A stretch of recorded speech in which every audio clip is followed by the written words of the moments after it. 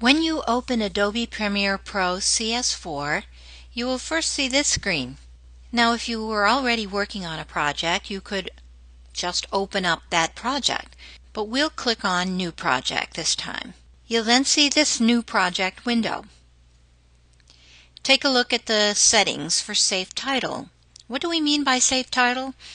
Well, in the broadcast industry, if you don't keep your titles well within the frame, then you'll lose them on broadcast. In other words, they'll go off the edge. Well, we're not really going to submit our projects for broadcast use, and we'll have them used mostly for web or other delivery. We're still going to keep it on the 20% safe title area. Now, you do want to indicate a save location.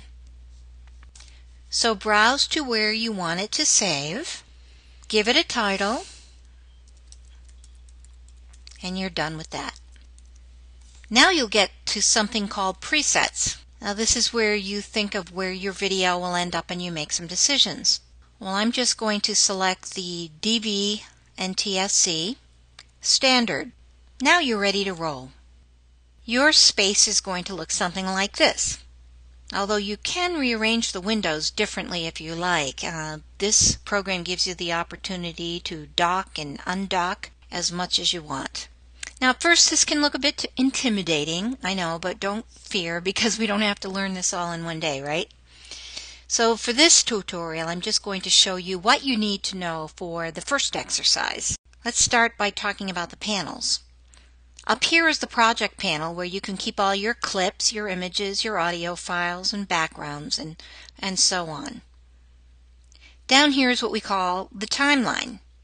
And one way of putting things on the timeline is to drag and drop your source materials. That's your original materials that you've brought into the project window. You just drag them from the project panel right down onto the timeline. And what is the timeline? Well, it's the place where you're going to sequence your video and audio clips. If you're doing something other than cuts only, which has no effects, you'll be putting your transitions on the timeline and so forth. The timeline is also where you can trim your clips as well. And there's various tools over here that you can use while you're editing. Like you can completely cut it in half with the razor tool, or you can do a ripple edit or a rolling edit, and we'll find out all about these tools when we actually start editing.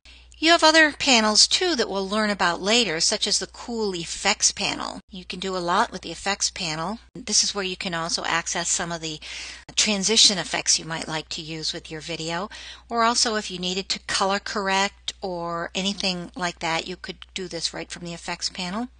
We've also got an Info panel that tells you exactly what information you might want regarding the clip you're working on. There's a History panel, and here there's all the history of the moves that you've made, and you can delete whatever you want. There's also a panel called the Media Browser, which makes it possible to find all your clips while you're still in the non-linear editing program.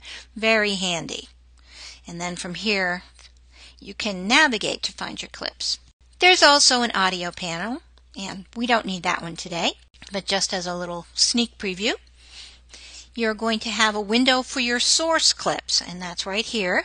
And if you have video clips in your project panel, which we don't right now, you can just double click on them and they will be shown in the source monitor.